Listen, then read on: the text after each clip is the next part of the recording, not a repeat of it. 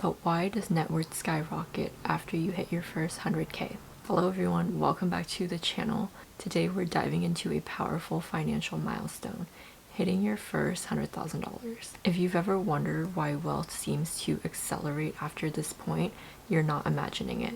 There are real psychological and financial reasons why net worth tends to skyrocket once you cross the $100,000 mark. Whether you're on your way there or already past it, this video will help you understand why this tipping point matters so much. The first reason is the power of compound growth. One of the biggest reasons net worth skyrockets after $100,000 is the power of compounding. And you might have heard the saying money makes money, and this is very true because when you invest, your money earns interest or returns. For example, with $1,000 invested at a 10% return, you would make $1,000. But with $100,000, you would make $10,000, which is more than most people can actually afford to save in an entire year. The larger your base, the more exponential the growth. For example, let's say you were to save $1,000 a month, and let's just say the interest rate is 8%.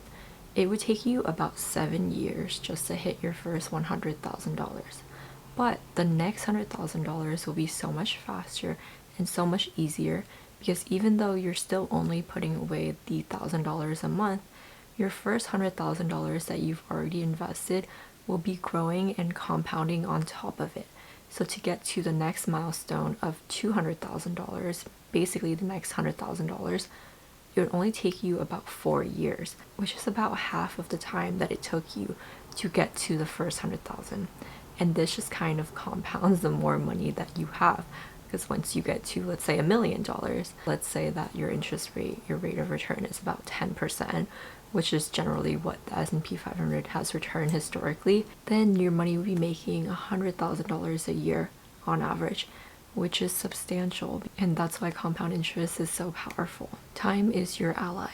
The longer your money stays invested, the more powerful compounding becomes. Let's say once you get to $100,000, you just stop investing and you just let the $100,000 sit in investments. At an 8% rate of return, you'll have another $100,000 in 9 years without you having to add any money to it. The next one is shifting mindset and financial habits. Once you hit $100,000, your mindset tends to evolve. You go from saver to investor. When you're starting, saving is the priority. But after $100,000, investing and wealth building becomes the focus. An example of this is you might go from hoarding cash to investing in stocks, bonds, and even real estate. You'll realize that delayed gratification pays off because at this point you can really see the power of patience. So for example, instead of splurging on a new car or a nicer, bigger apartment, you might invest that money knowing it could double in just a few years. You'll have confidence in bigger goals because hitting 6 figures proves that wealth building is achievable. Once you see that $100,000 amount in your account,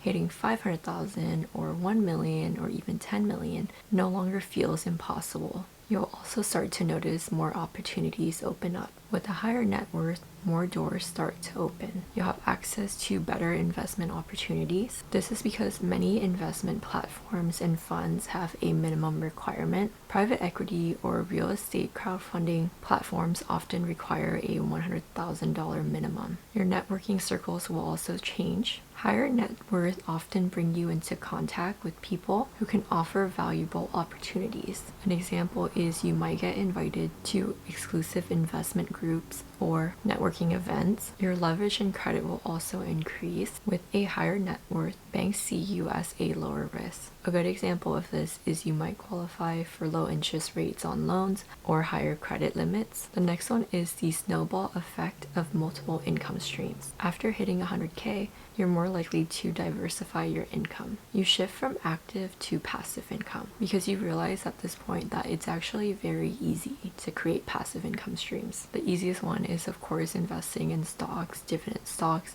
but you might even think about rental properties or creating digital products. Reinvestment also becomes easier. With more capital, you can reinvest the profits. For example, if your side hustle generates $5,000 a month, you can invest half of that into the stock market and half of that back into your business. You'll have more scaling opportunities because small wins snowball when reinvested wisely. For example, a $10,000 profit reinvested into a business could generate $20,000 next year. Of course, there are some risks to watch out for because with greater wealth comes new challenges. The biggest one is going to be lifestyle inflation. Basically, the temptation to spend more as you earn more becomes greater. You might be very tempted to upgrade to nicer cars, maybe luxury cars, or go on luxury vacations. This is going to be very tempting, but it could slow down your wealth building. You might also become overconfident in investments. Success can lead to riskier bets. A good example of this is doubling down on speculative stocks